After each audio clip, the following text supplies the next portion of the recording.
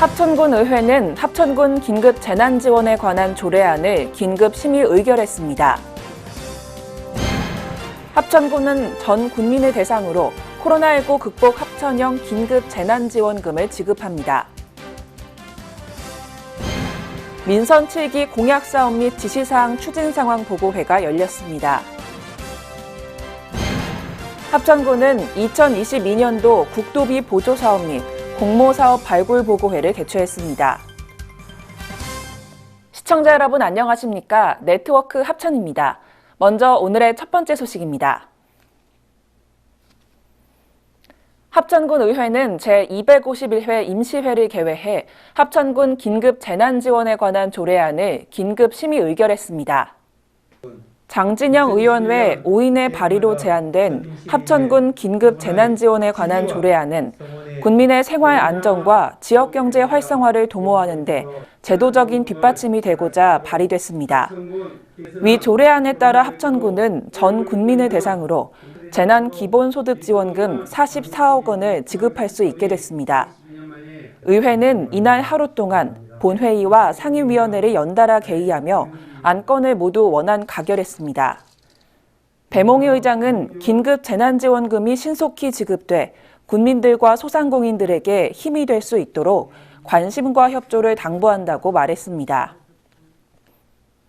합천군은 코로나19 위기 극복을 위해 전 국민을 대상으로 1인당 10만 원씩 코로나19 극복 합천형 긴급 재난지원금을 지급합니다.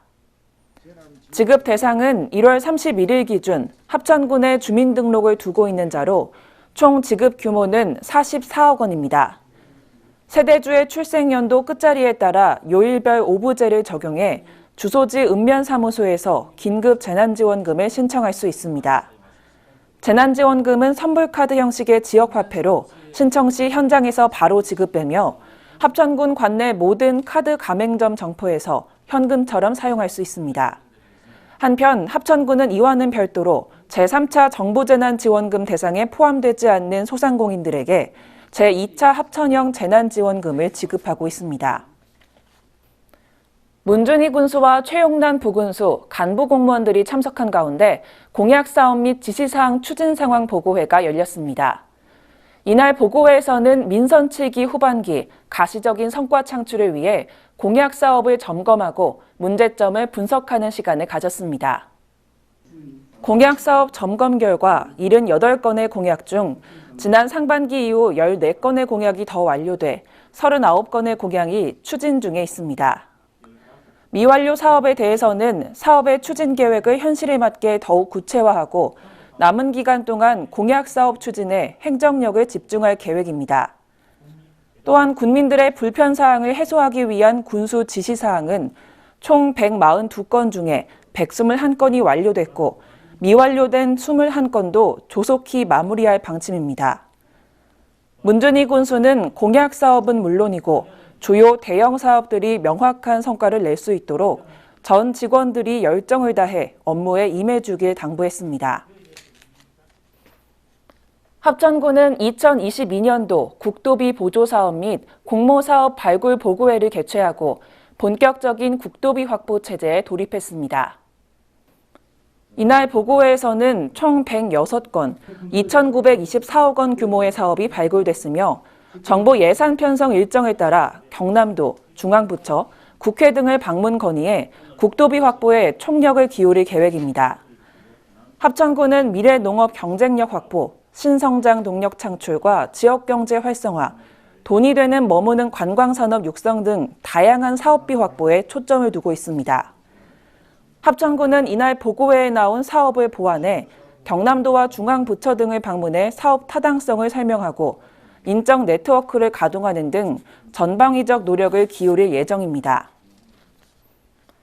합천군 시설관리공단 설립을 위한 주민공청회가 종합사회복지관 대강당에서 열렸습니다.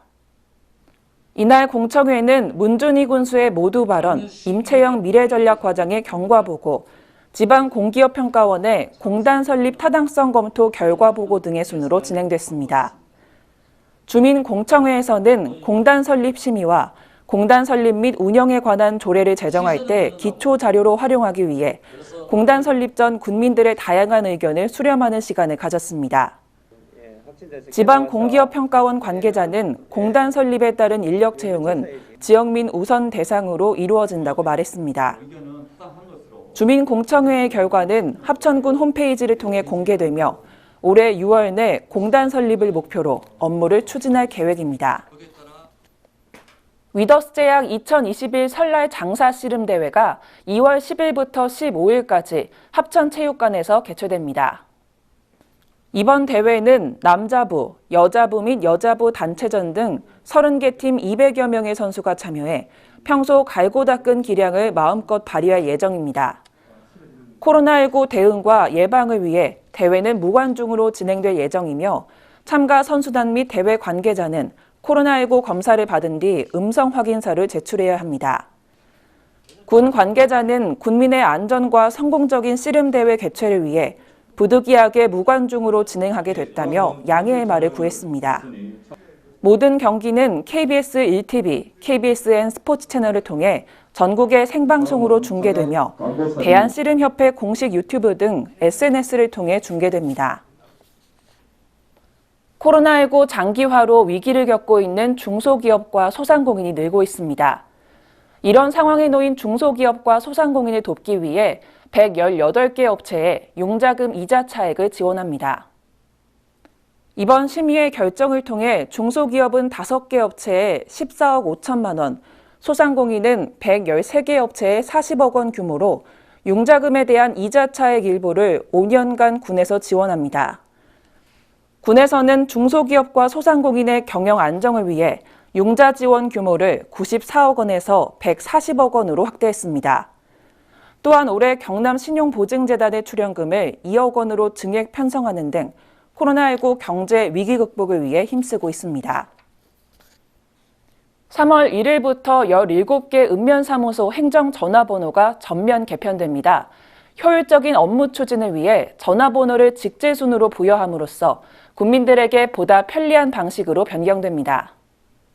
이번에 전화번호 변경은 주식회사 KT와 협의를 통해 행정전화번호용 700개를 확보하며 이루어졌습니다.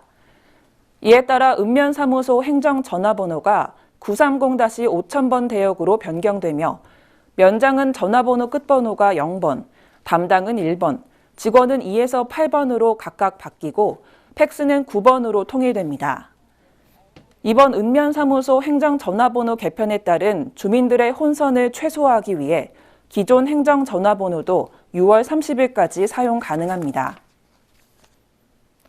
버스를 이용하기 어렵고 통학거리가 먼 학생들에게 반가운 소식이 있습니다.